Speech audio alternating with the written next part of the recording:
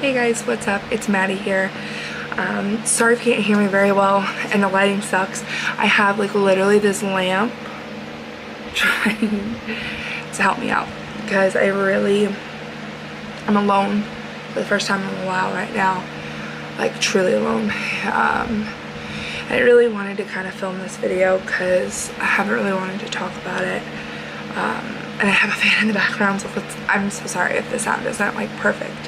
I haven't been filming a lot lately, and I know like I've always made these videos where I'm like, I haven't been filming a lot lately, but recently we had an evaluation done on Bentley,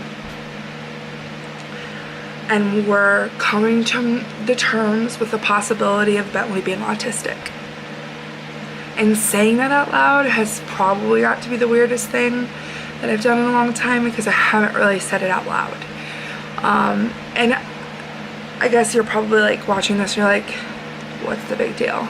And it's not a big deal if my son is autistic. There's a spectrum, so if my son is on any part of the spectrum of being autistic, like there's no problems for it. I love him unconditionally no matter what. If he just has to learn different ways than what a typical person would learn, I'm cool with that. If it's other things that we have to correct or whatever, I'm cool with that as well. I just really wanted to share my journey with you guys. Sorry, I'm wearing a John Cena shirt. It's bedtime, like I'm talking. Bentley's asleep. It's 9:40 p.m. My mom is here. More stuff to talk about that, about the situation, about my mom being here. But I'm trying to get back into what I'm talking about. I ramble a little too much, especially when I'm nervous. We went to his 2-year checkup, and this is something I didn't talk about. Also with his 18-month checkup, they were trying to tell me like he's a little behind, he wasn't talking enough, he wasn't being interactive enough, and I think my doctor first noticed a real big sensory issue with him. He has the need to, it's really hard to describe. I bet you I've caught it on a vlog before and I never even thought twice about it. He has a tendency, like if he has something, whatever it may be, to be honest with you, he'll just, like, you know when you go, he'll do it with whatever he's holding and he'll bounce up and down, and it's something he constantly does. And I think it's a sensory thing where he has to be moving and he has to do that thing. And he's done that for a really long time, and I never thought twice about it. I don't know anybody that's autistic, and that's another reason why I kind of want to film these things, is because as somebody out there is going through exactly what I'm going through right now, I was scared when he told me that, and I don't mean like I was scared like I was ashamed or anything. Like I was scared because I've never been to this before. I don't know anybody personally that is autistic or dealing with autistic like behaviors or things, to the matter of where you think your child is behind. And I don't know if you all know, but Bentley's kind of been behind a little bit with his helmet. You know how he had to wear his helmet. He was a little behind on crawling and sitting up and walking, but he eventually caught up to those things. Well, these are things that we can't just show him how to do. I don't really know how to teach my son to understand what I'm saying and understand language. So we have started therapy, and we now, as of right now, we went through this program that's kind of a free program for kids 3 and under, and they go and they have an assessment and they kind of determine where he's at. Well, they had like 7 people come to my house. We had a meeting, and like they all watched him play, they all asked me a ton of questions and all that stuff. There was a lady with autism, there was speech therapy, there was the actual lady that coordinates everything. There was a lady for occupational therapy, for physical therapy. Like they were all here, and they were all determining what it was. So you have the autism specialist group people. I'm not really sure honestly what to call them. They won't diagnose with autism. They're not the ones who do that. I'll get into more about possibly diagnosing him with autism, which is why at the beginning I said possibly could have it.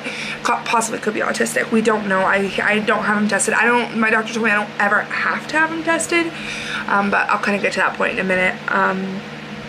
But so they came, they played with him, they saw him, and they first off the bat said he had a sensory issue, which I kind of had a feeling. I didn't know it was a sensory thing when I saw it, but I kind of noticed those actions that he does.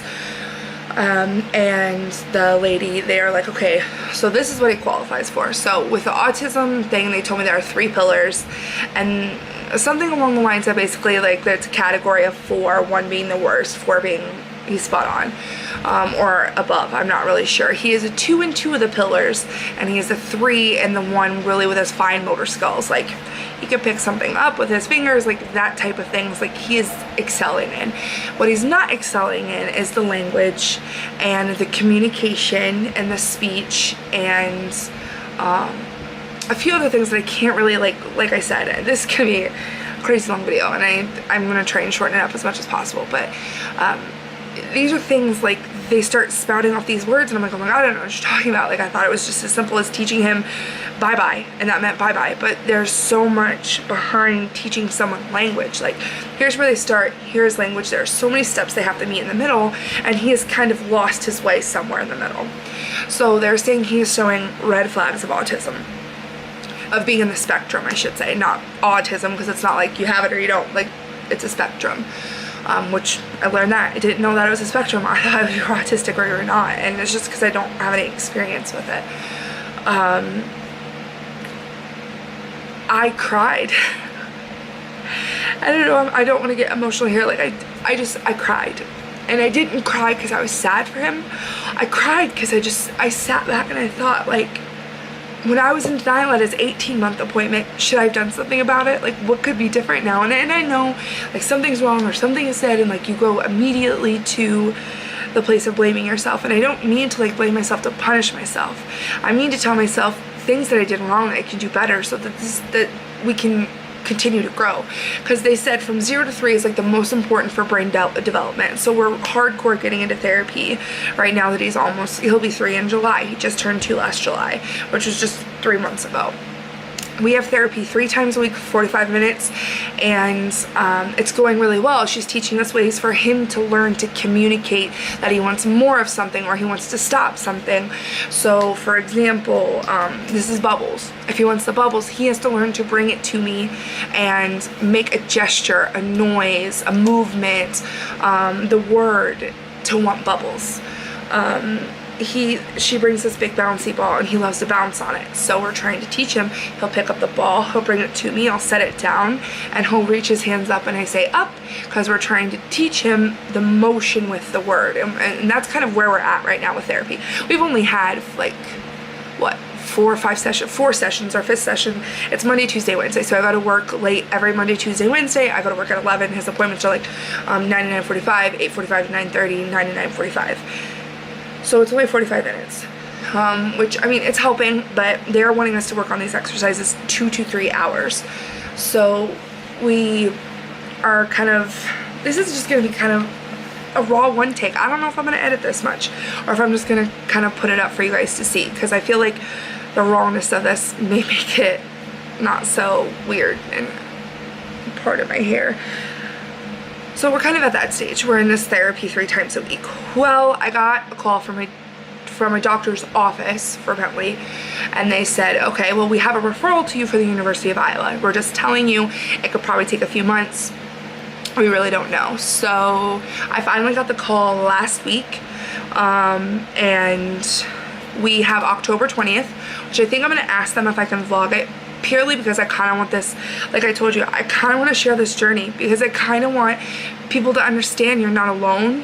I got really scared and sad when I found out about this because I don't know anything about it. And I think having this support system and having you guys, not that there's very many of you and I don't post as often as I should have before, but kind of having you guys to vent my feelings out about it and not take it out on Bentley, I think is going to be so helpful, and maybe it'll be helpful to you guys, and maybe it'll bring some light to the spectrum of autism, because I feel like it's very underplayed and it's not talked about as much as I thought it should be. I mean, it's not something like as serious as cancer or anything, but it is in some aspects. I should say some people do have severe autism, but it's something I don't think in my world that I live in a daily life that it's not talked about. It really isn't, and it kind of shocked me that it's not discussed more and it's not gone over more, and I'm trying to do everything I can to learn about it so that if he possibly does have it, that I kind of have my foot in the door of the situation. But see, I'm always getting sidetracked. So his appointment is October 20th. We have an appointment I mean, you guys know I live in Iowa. Well, in Iowa, they have one really good doctor, like, hospital. So University of Iowa. It's the actual college as well as the hospitals, like one of the best hospitals, I think, in the country that you can really get an education from. Don't quote me on that. I haven't been in any other states. I'm just saying it's what they say around here. So they have a clinic. It's, shoot, I don't even have the paper. It's something along the lines of like the neurological disability center, and we have an appointment on the 20th at 7:30 in the morning, and he will meet with 7 specialists over the span of 4 hours, and then we'll run tests. And by tests, they didn't really explain to me what they are, but I think that they are just like play with a block, flip through a book, like those type of things, like catching his ability of activity and language and speech and fine motor skills. Like, they're going to go over all of that, and then from there I'm kind of at a standstill. I don't know where we're going from there, and so that's why I kind of wanted to film these videos and in these vlogs and kind of explain the situation of what's going on. I figured you guys can come with me. I can maybe film a couple of his therapy appointments, and these are things I can keep for myself as well. Always reminders of looking back and seeing everything and going through the motions all over again, and really humbling myself to understand, like, this is serious. I think some people take it a little lightly, and he's not passing away, but things are changing, and how we interact with him has now changed, and these are things that I want to share. And I want people to know that if you're going through a similar situation, if you even feel for the slightest bit that your child is a little behind on something, don't put it in the back of your head and deny it, because I did that, and here we are. We're still in the same spot we would have been 6 months ago, starting the same thing, but maybe we could have gotten help a little earlier. Just own it and be like, maybe there is. Talk to your doctor, and don't feel ashamed, because I think I felt a little ashamed, as if me and Brandon weren't doing all that we could as parents. But I mean, it's our first child. I did everything I could. I worked over 40 hours a week. I took care of the family for a really long time while Brandon had lost his job. As if you guys have watched us for a while, you know he wasn't working for a little bit, and I think life gets ahead of you and you forget to sit back. And I'm rambling, and I'm so sorry I'm rambling, but I just kind of want to start filming these. My son may possibly have autism, or be on the spectrum of autism, I should say, and I'm okay with that. And I know that's weird to say I'm okay with that, because, like, obviously you should be, but it's hard. It's a hard pill to swallow when somebody says something about your son and immediately your brain triggers. It's like, oh my god, nothing's wrong with him, he's fine. He is fine, and nothing is wrong with him, but he possibly is on the spectrum of autism, and that's what we're working on. He has a specialist appointment, like I told you. It's like a 4-hour span. They have 7 specialists that go through the motions, and I think we have come to the conclusion that I'm going to leave my job, and I am going to stay home with Bentley, and I'm going to work through all of these exercises with him, so I can really do all the 2 to 3 hours they want a day. I see my...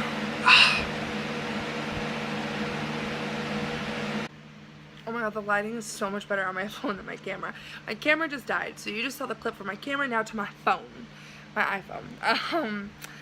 All I was saying was that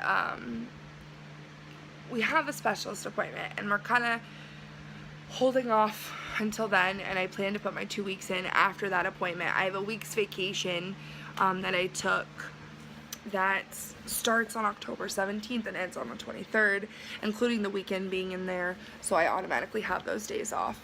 But it's kind of not a done deal for sure that I'm leaving until then.